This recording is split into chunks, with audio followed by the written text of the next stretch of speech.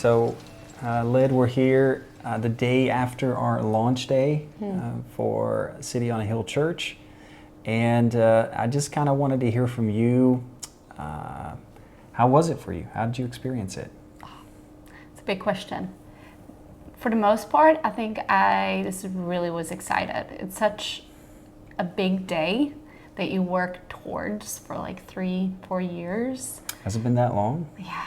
Like 3 from or 4 the years? first time we started talking about doing something like this. Yeah, that's crazy. Yeah. And then there's so many expectations maybe. And then also you're planning and you're doing the best that you can. And then finally it gets there. And it was just so cool to see that we got there. And then not just that we did that, but really did it with so much joy. And the people that were there with us, I'm just so over excited. Yeah, that's amazing. That it's those people. Yeah? Yeah. People that we've met, people we've traveled with. Yeah, that's pretty incredible. So you're talking a little bit about expectations. Yeah.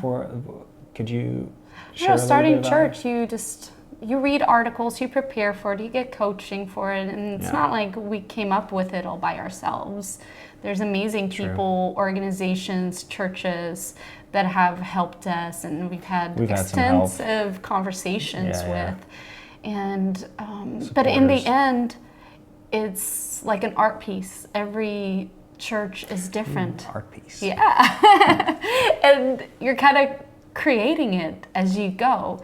You have a bit of an overview, but also circumstances create it as well. Yeah, because like what were some of the circumstances, I mean, leading up to this launch? Obviously, we went through some highs and some lows. Yeah. Maybe interesting for people to hear, like what were some of these highs and these lows? Well, for us, we went to a place where we didn't know anybody. That's right. Yeah. Where like we could have stayed in Europe and had a group of people go with us. Yeah. But it's hard to invite Dutch people to go to the United States with you. Yeah, I guess so, yeah. And then also here, you just, obviously you invite people, but it makes sense. People have their lives, and so you arrive in a place that you've never been to before. Mm-hmm. And you have to find your groove a bit. Yeah. What about you? What were some of the things? In finding our groove here? Yeah. Well, I mean, for me, as you know, the whole move was, the first couple months was the hardest season for me. I kind of came from a situation where I had a steady ministry job, I had a life built in the Netherlands, and then I was moving here, and my residence permit was delayed, significantly delayed. I just got my green card now. It's still September. Yeah. But it was significantly delayed. And I didn't know back then even that it was still going to take a year, but I already felt like it was taking so long. And in the meantime, my hands are kind of tied. Like I can't get a driver's license. I can't open a bank account. It was wild. I mean, I just felt so dependent on you. And I mean, that was a good thing. It was a good learning experience, but I felt completely out of place. Wow. So right as we landed, I entered this 2 or 3 month period of disorientation, figuring out, hey, where am I? Where's this going to go? Where's my footing? And this was a special season in that sense that, I mean, you immediately had something like, hey, it's going to be okay. And yeah, you can trust on me. Here's my bank card, and I'll help you. I'll drive you around, and I'll figure it out for a while. And honestly, yeah, you did, and we did that together. Yes, so we did. We went through that, and so that was, for me, that was the hardest season. I mean, I knew it was going to be strange. I mean, when the Lord highlighted Raleigh to us, I think we both, had you been here before to the city? No. So we'd both never been to the place that we felt God was calling us to. So that was like surreal in itself. So we knew there was going to be hiccups, but yeah, that was definitely for me. That was the hardest part. The highlight of this past year has been that we haven't had to pay anybody to come attend our services. Hey. People came volunteer. I haven't had to threaten anybody. People came voluntarily, actual, real, flesh and blood people. Some of them like amazing people, filled with the Spirit, in pursuit of Jesus, and amazing friendships that we've actually already started building. Just within a year. And so that's definitely been a highlight. For me, I love seeing people step into their different giftings in the church. As you know, I'm really passionate about people finding their spot and finding their groove and kind of growing in whatever they have to give.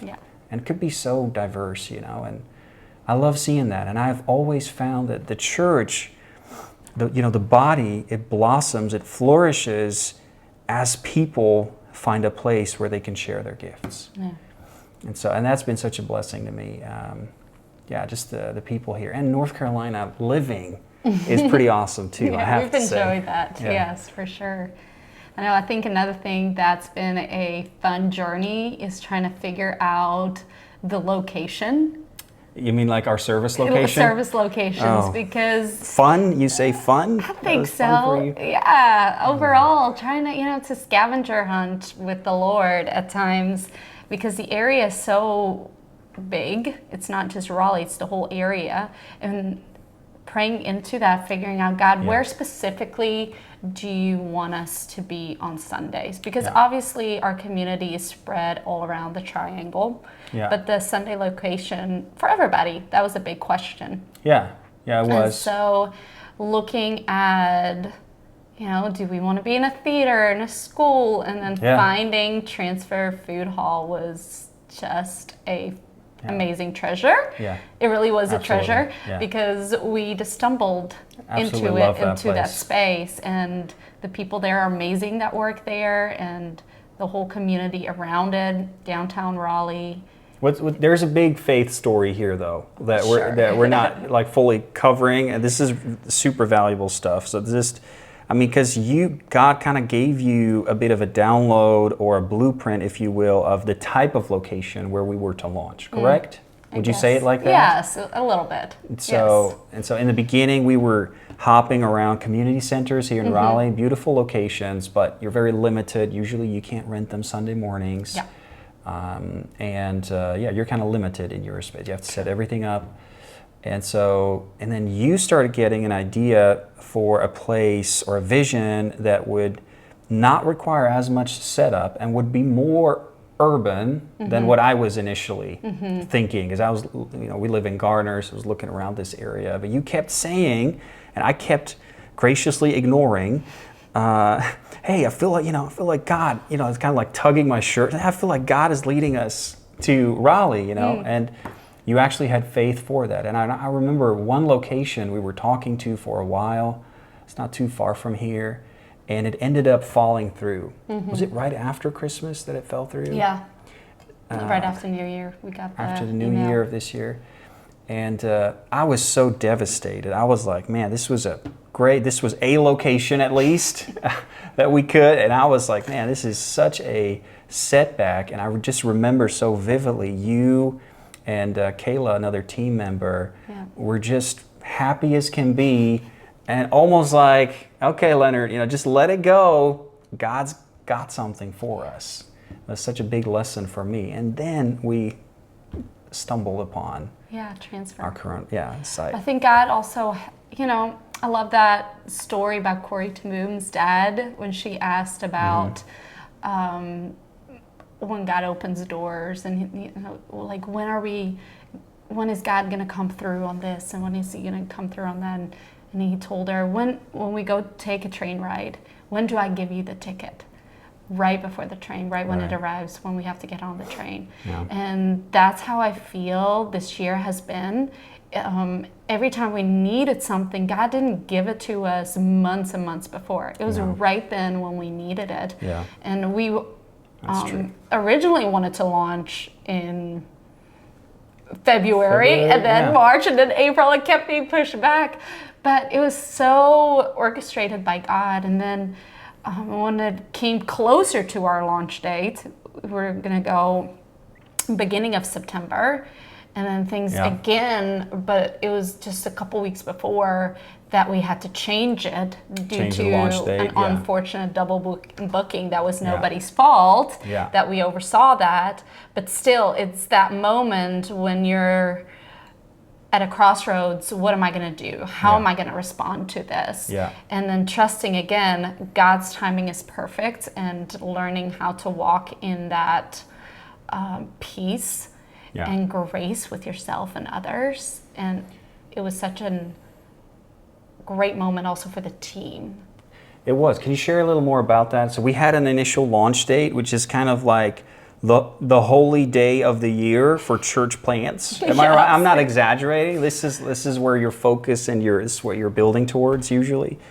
And then we had to move that date twice, pretty close to the actual date. So it was all of our flyers printed and got everything ready and communicated it to friends and family, and actually even online.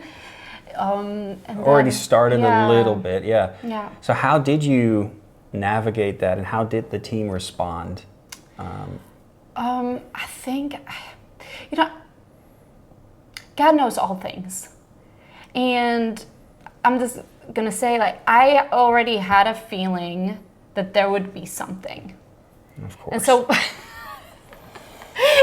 it happened, I was definitely upset and frustrated, just because it was another thing that I had to do, because we had to work hard, also side jobs. So we didn't have that many hours to just redo everything that we did. And that was more the frustration of, oh my goodness, how am I going to do this? Right. Not really like I'm upset with the location or I'm upset with these people. It was just more like, is this going to break me? Yeah. Because I planned it out so well, because I have a young family, I want to have friendships, I want to do this in a balanced way, so it's going to throw me off. Yeah. And so when it happened, we did meet with the team right after, and just their peace and just like, whatever. And actually, we're happy. It gives us an extra couple weeks. They were so positive about it. It wasn't a life or death situation for us as a team. Yeah, I think we had a choice together to make. Like, are we gonna, be pushed back by this, or pushed into an area of frustration or anger, or are we gonna see this as maybe a cup to be received from God, trusting that He will turn all things for our good? And it seemed like everybody was pretty quickly in that mode of like, hey, we're going to make the best of this, and we're not going to let this deter us from our mission, and God's got it. And that actually turned to our favor, because that energized the launch even more. It did. And right after, I got in a really bad car accident that we're still trying to resolve. Yeah. And I think it's another thing that was just trying to take our energy away to the launch. From and I think that's the big lesson that I've learned and that I'm moving forward with, is that it's that classic Christian statement of, I will do my best and God will take care of the rest. And it's walking in that, and in these moments, that statement, that song from Keith Green, thank you. It's so true. Yeah. So simple and true. And so coming to launch day, there's that moment of knowing that I did everything that I could with the hand that I have been given. Yeah. Coming to a city where I didn't know anybody, where I didn't know the city, and having to work bivocationally, and having a young family, being married, and fostering all of those things well, that this is a day of rejoicing for me that I can truly enjoy. Yeah. That was my mission more than anything. But I will not break under this. No, that's really good. Yeah. What about you? How did you feel yesterday? Yeah, so I just didn't feel that different. Obviously, we've had our preview services once a month, and a few of them also at Transfer, and I know all the team, and we hang out with them all the time, and so it just kind of felt like a continuation of what we've been doing, and but more celebratory. Like, I did feel a lot of gratitude, and I felt like, hey, this is another milestone in our young life as a church that we get to celebrate together. And I feel like everybody felt that, like, hey, this is a moment.